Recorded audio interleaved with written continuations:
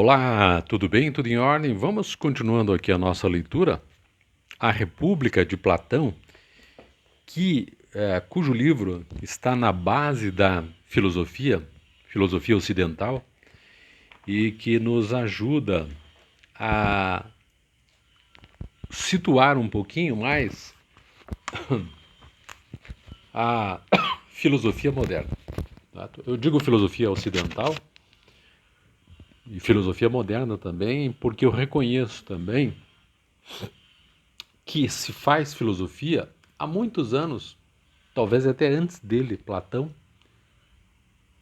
na outra banda, né? Eu vou chamar de banda oriental, mas, por exemplo, a China tem uma filosofia, a gente pega, aí já não sei datar, mas pega Confúcio, por exemplo, que é a filosofia. Mas é que nós nos acostumamos no Ocidente a tratarmos a filosofia, o início da filosofia, aqui. É Grécia, né?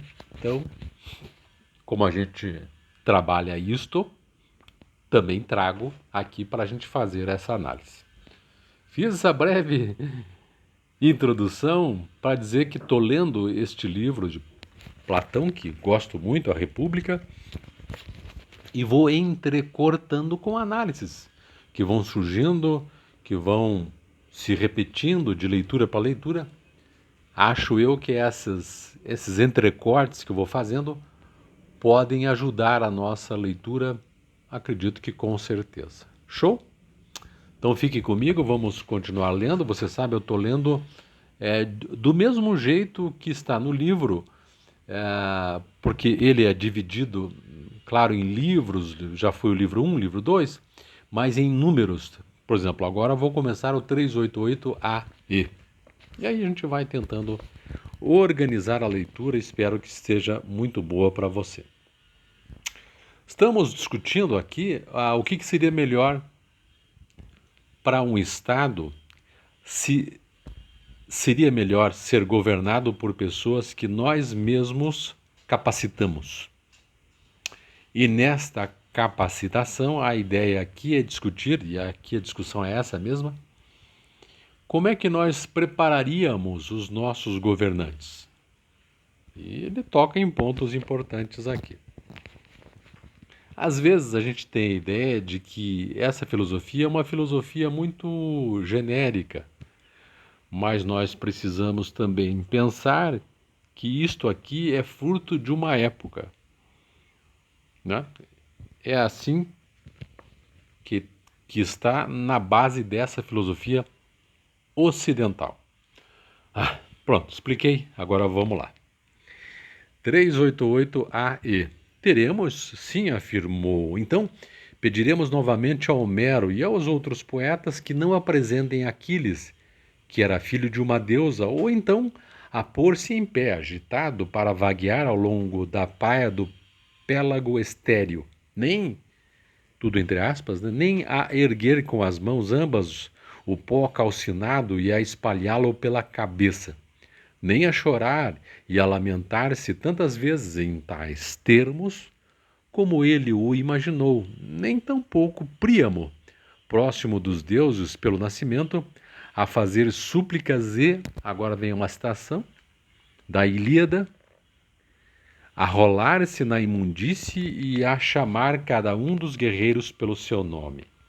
E muito mais ainda do que isto, lhe pediremos que não represente os deuses a lamentar-se e a dizer que, nova citação da Ilíada, ai de mim, desgraçada, ai, mãe infeliz do mais valente.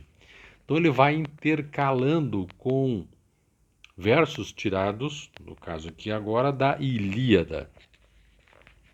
E se assim falam dos deuses, ao menor, ao menos ao maior de todos, que não ousem desfigurá-lo de tal maneira que diga, falando mal de Deus, dos deuses, né? Dizendo assim, nova citação da Ilíada, onde Zeus lamenta para ela, para Hera, o destino de seu filho Sarpedon, quer dizer, o Zeus reclamando, né? Dizendo assim, É um guerreiro que eu estimo, que vejo com meus olhos ser perseguido à volta da cidade e o meu coração geme. Ai de mim, que destino de Sarpedon, o mais caro dos homens, ser derrubado por Patroclo, o filho de Menécio. Eu imagino que ele quer dizer aqui, Platão, quer dizer o seguinte, imagino, será que nós falaremos mal dos deuses também para o nosso escolhido? Porque Deus estaria num patamar maior. Continuando. É que, meu caro Adimanto, então é um diálogo entre ele e Adimanto, né? Sócrates e Adimanto.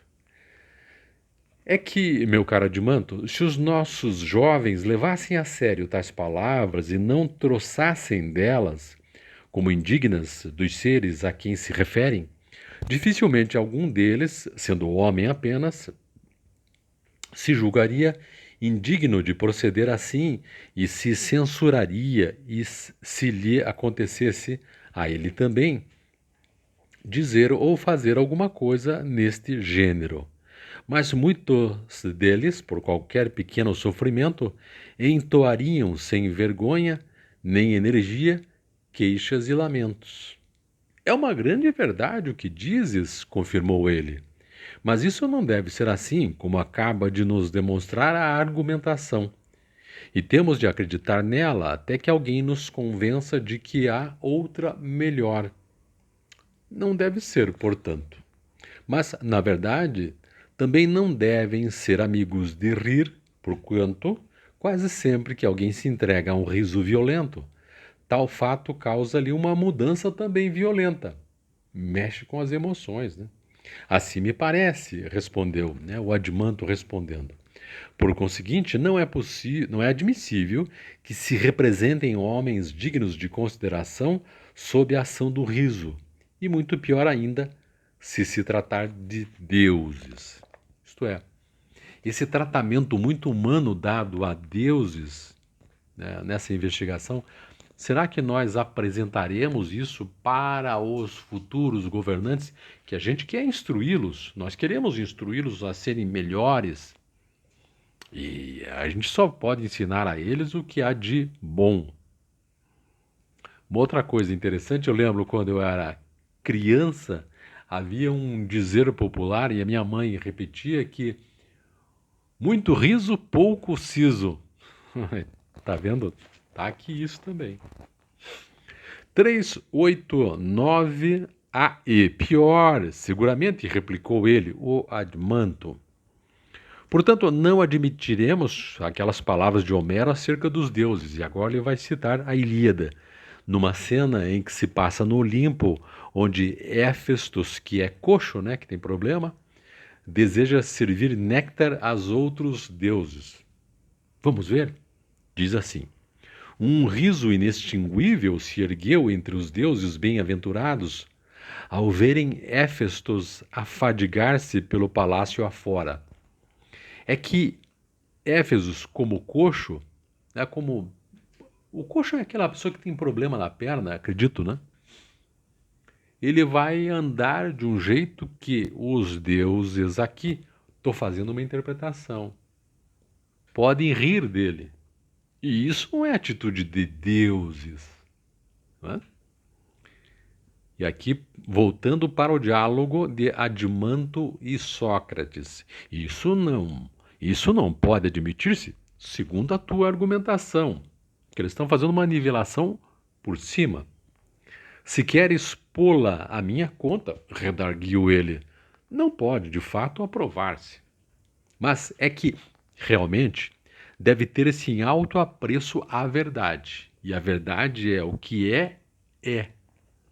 Se, de fato, dissemos bem há pouco que, na realidade, a mentira é inútil aos deuses, mais útil aos homens sob a forma de remédio, para remediar uma situação ou outra, é evidente que tal remédio se deve dar aos médicos,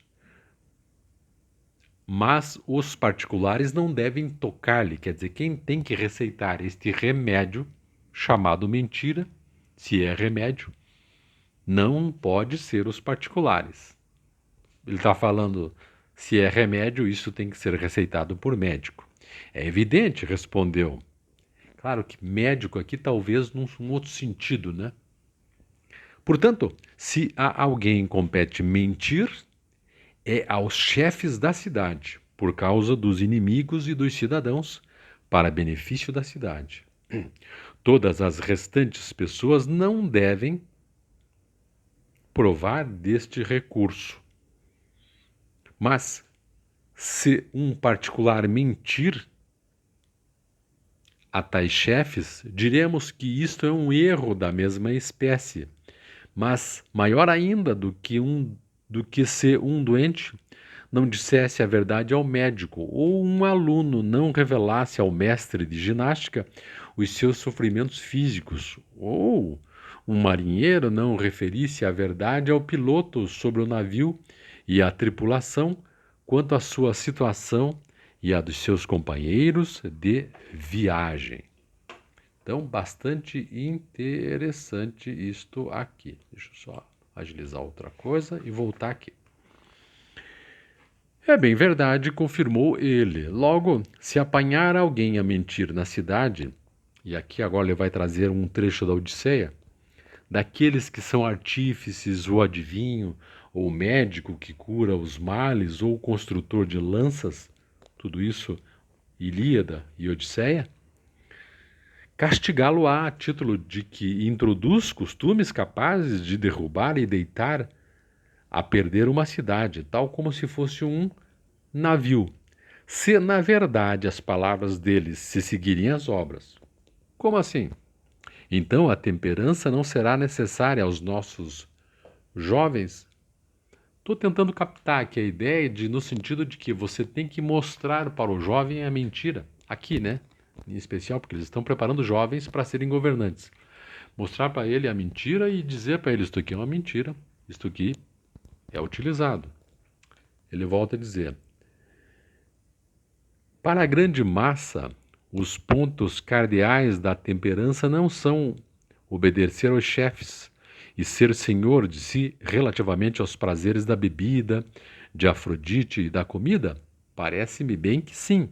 Por conseguinte, acharemos bem, segundo o julgo, palavras como estas que Diomedes profere em Homero, lá na Ilíada. Vou fazer aqui a citação. Amigo, cala-te, senta-te e obedece às minhas ordens. E o que vem a seguir, da Ilíada também, os aqueus avançavam respirando força, mostrando no silêncio o temor pelos chefes. Voltando, e todos os passos da mesma espécie. Perfeitamente. Sim. E agora esta, voltando para a Ilíada. O vinho te pesa, tens cara de cão, coração de veado. E assim terminamos. E entraremos no próximo vídeo, o 390AE. Então fique comigo, já volto com outro vídeo nessa nossa continuidade. Valeu, muito obrigado, até o próximo vídeo.